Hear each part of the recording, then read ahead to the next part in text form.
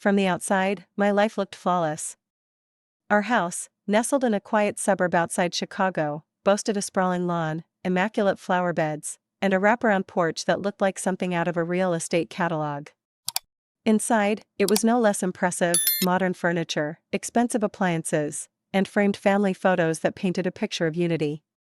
My husband, Tom, was a successful attorney, the kind of man who wore his authority like a second skin. He was kind, stable, and dependable. For the first few years of our marriage, I felt secure in his world. But as time went on, I realized that security and passion were not the same thing. Tom's work consumed him. Late nights at the office, business trips, endless client meetings. It was easy to convince myself that he worked this hard for us, to provide this beautiful life. But the truth? I felt like just another fixture in his carefully curated existence. Tom's son from his first marriage, Jason, lived with us now that he was back from college. At 23, he was everything I imagined a young man in his prime to be: confident, sharp, and, admittedly, charming. I didn't think much of it at first. He was just Jason, my stepson, a polite and respectful kid I'd known since he was a teenager. But something shifted the first night he came home. We were sitting at the dinner table, the three of us, eating Tom's favorite roast chicken. Jason was telling a story about a trip he'd taken with friends to Colorado. His eyes sparkled as he described hiking through the Rockies, and for a moment, I got lost in his enthusiasm. "You should come next time," he said, looking directly at me. I laughed awkwardly, brushing off the comment. "I'm not much of an outdoorsy type. Maybe you just haven't had the right guide." His tone was light, teasing, but there was something in his gaze that lingered a second too long. I glanced at Tom, but he was already scrolling through his phone, distracted as usual.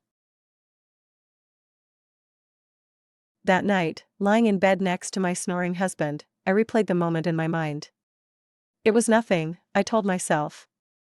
Just Jason being friendly. But deep down, I knew it wasn't nothing. The cracks in my perfect life were becoming harder to ignore, and Jason's arrival had thrown them into sharp relief. The days after that dinner felt oddly charged. I told myself I was imagining things, that Jason's warmth and attentiveness were just the natural dynamics of a son trying to bond with his stepmother. But something had shifted, and I couldn't unsee it. It was subtle at first. He started joining me in the mornings while I sipped coffee on the porch, making small talk about his plans for the day. His presence was unassuming, almost comforting, and yet I found myself hyper-aware of every movement, every glance. One evening, Tom announced he'd be late again. Another client emergency, another dinner alone, or so I thought. "Mind if I join you?" Jason asked, poking his head into the kitchen. I smiled, grateful for the company. "Of course. What do you feel like eating?" "Whatever you're making smells amazing." As we sat down to eat, the conversation flowed easily. Jason had a way of making me laugh, his humor effortless and genuine. He talked about his college years, the internships he'd taken, his plans for the future. I realized I'd learned more about him in that hour than I had in all the years I'd known him. "You must think I'm boring," I said at one point, half joking. "Just your stepmom with her predictable routines and boring life." Jason's eyes met mine, steady and serious. "Not at all. You're anything but boring." The words hung in the air, heavy with meaning I wasn't sure how to interpret. I laughed nervously, brushing a strand of hair from my face.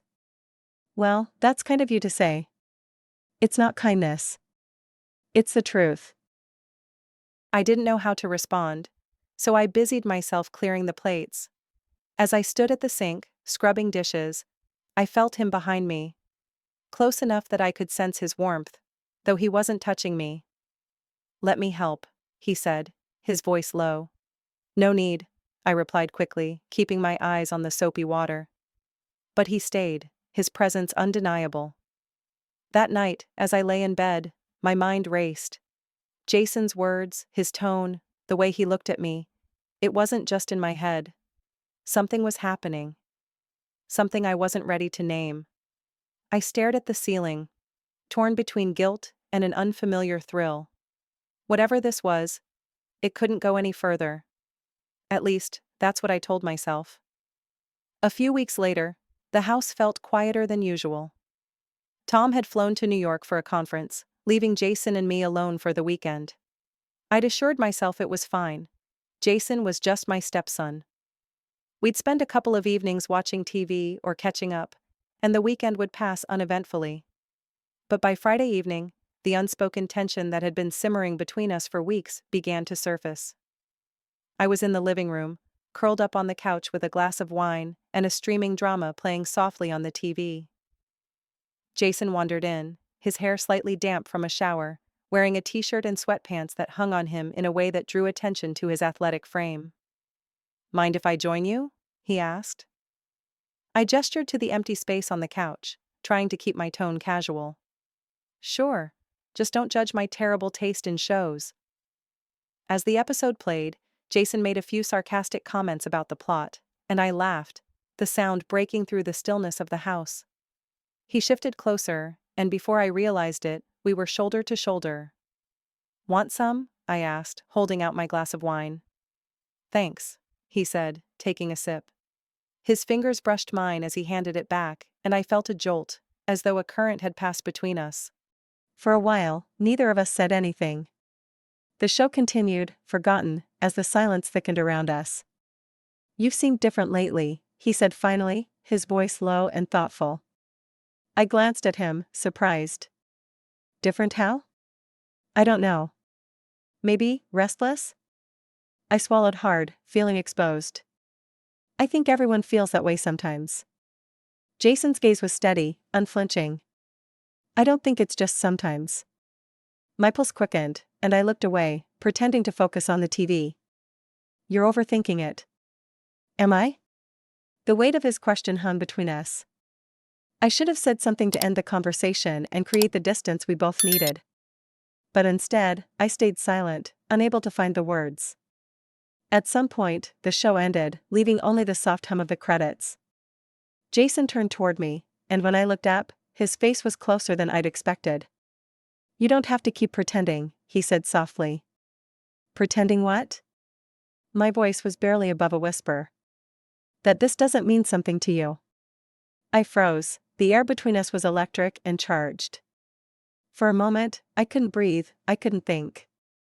Then I stood abruptly, breaking the moment. "It's late. We should call it a night." Jason didn't argue, but his eyes lingered on me as I walked away, his unspoken words following me up the stairs. In the safety of my bedroom, I shut the door and leaned against it, my heart pounding. Lines had been crossed tonight, lines I could no longer pretend didn't exist. The next morning, I woke with a heaviness in my chest that refused to lift. The events of the previous night replayed in my mind, each moment sharper than the last.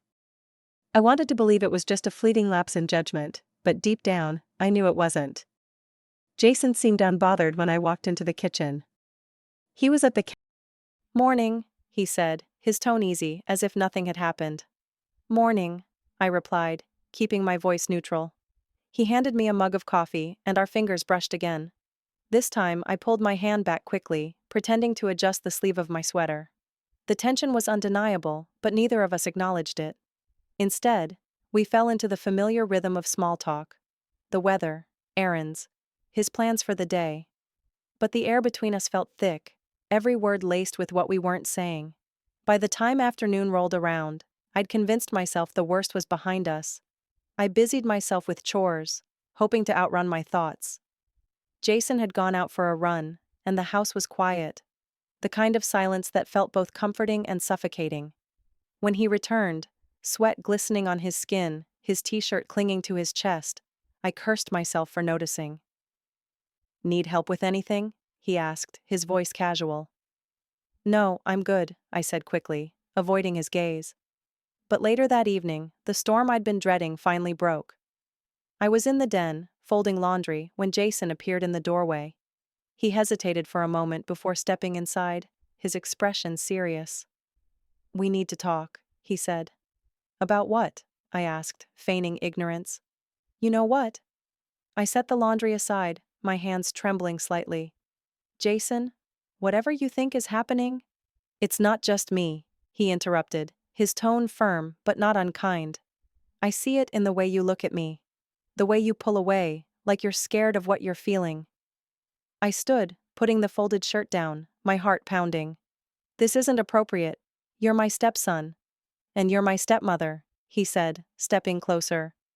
But that doesn't change what's real. I backed up, hitting the edge of the couch. Jason, this has to stop. He stopped too, but his gaze didn't waver. Tell me you don't feel it. Tell me you don't think about me the way I think about you, and I'll stop. I swear. I opened my mouth to protest, to say the words that would end this, but they wouldn't come. Because he was right. The silence stretched between us, the air thick with unspoken truths. Jason took a step back, his expression softening. I'm not trying to hurt you, he said quietly. But pretending this isn't real is only going to make it worse. And with that, he left the room, leaving me alone with the weight of everything I couldn't deny. That night, I lay in bed, staring at the ceiling, the storm inside me raging. I knew I had to make a choice, one that would either preserve the life I'd built or destroy it entirely. The next morning, I woke early, my head pounding with the weight of my thoughts. The house was silent, save for the occasional creak of the floorboards as I moved through the kitchen. Jason was still asleep, and for the first time, I was grateful for the distance. I needed to think. The day stretched endlessly, every passing hour a reminder of the decisions I didn't want to face. I went through the motions, laundry, groceries, tidying up, anything to distract myself. But no amount of busy work could erase the memory of Jason's words or the way they made me feel. By late afternoon, the tension had become unbearable. I needed air, a change of scenery, anything to clear my mind. Grabbing my keys, I drove aimlessly through the suburban streets, the radio playing softly in the background. I ended up at a quiet park on the edge of town, the kind of place where parents brought their kids on sunny days. But now, in the gray light of late fall, it was almost deserted. I sat on a bench, staring out at the empty swings, trying to sort through the chaos in my head. I loved Tom. Or at least, I thought I did. He was a good man, a reliable partner, the kind of husband any woman would be lucky to have. But somewhere along the way, our connection had faded. He had become more of a provider than a partner, and I had become a fixture in his life, a role I wasn't sure I wanted anymore. And then there was Jason. Young, confident, and magnetic. He saw me in a way I hadn't been seen in years and made me feel alive in ways I didn't know I'd missed. But what did that mean? What kind of person did it make me to even entertain the idea of something more? As the sun dipped below the horizon, casting the park in shadows, I made a decision. I couldn't keep running from this. I had to face it, to confront Jason and draw a line, for both our sakes. When I returned home, the house was quiet. Jason was in the den, stretched out on the couch, scrolling through his phone. He looked up when I walked in, his expression unreadable. Can we talk? I asked, my voice steady despite the knot in my stomach. He nodded, sitting up to make room for me. I've been thinking a lot about what you said, I began, my words careful. And you're right. There is something between us. But that doesn't mean it's okay. Jason's brow furrowed, and he leaned forward, his elbows resting on his knees. I never wanted to make things harder for you, he said. I just couldn't keep pretending it wasn't there. I know, I said softly. But it can't happen. It's not fair to Tom or to our family. And honestly, it's not fair to you either. Jason's jaw tightened, and for a moment, I thought he might argue. But then he sighed, running a hand through his hair. I get it. I do. But that doesn't make it any easier. I know it doesn't, I said, my voice breaking slightly. We sat in silence for a long moment, the weight of everything unsaid pressing down on us. Finally, Jason stood, his movements slow and deliberate. I'll give you space, he said, his voice low. Maybe that's what we both need right now. I nodded, unable to speak. As he walked away, I felt a strange mix of relief and sadness, as though I'd closed a door I wasn't ready to lock. That night, I lay awake in the dark, wondering if I'd made the right choice.